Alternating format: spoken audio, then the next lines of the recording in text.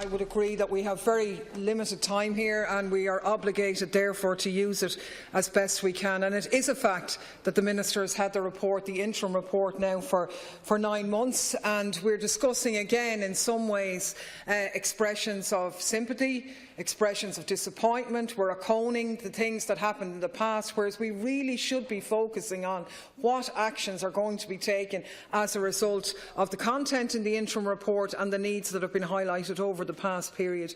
And in that context, while I welcome the fact that the Minister has said that tomorrow she's going to start seeking expressions of interest regarding the supports and the consultation, I would echo the points made by Deputy Connolly that it does seem to be in the context of what we are calling unaccompanied children rather than others, and that absolutely needs to be addressed. But what is the timescale of that process? What access can people get in terms of support from dedicated staff? How long will that be? Do we know the level of detail, or are we just seeking an opinion to see what we might do in terms of the supports? Because if we are, then I think that's somewhat problematic in terms of the lack of details.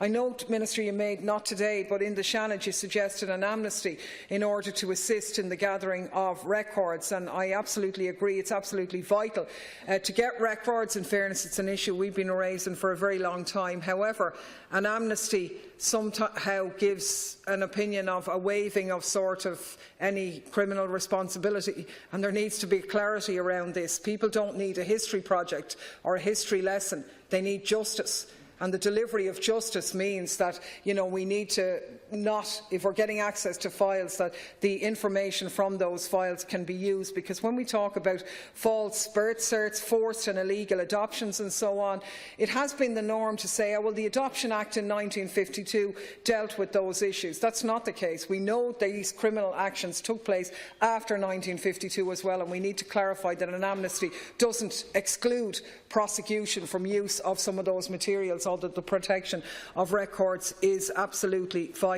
I think the issue of redress is in many ways the critical one. We know that you have rejected the Commission's recommendations and decided not to act upon it until the final report.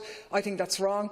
I think Deputy Connolly is right. They are flagging it up as a huge issue, and burying our heads on it now is not going to change the reality. We know that the Commission hasn't made any findings to date regarding abuse or neglect, but that doesn't mean that there wasn't abuse or neglect. In fact, we all know that there was. So kind of burying our heads now is not going to change that. It is going to be part of the final report, and we might as well tee it up now. So we need action, Minister, and concrete dates and timelines on when this has been delivered, rather than nice words, which are important but not enough. Maureen O'Sullivan.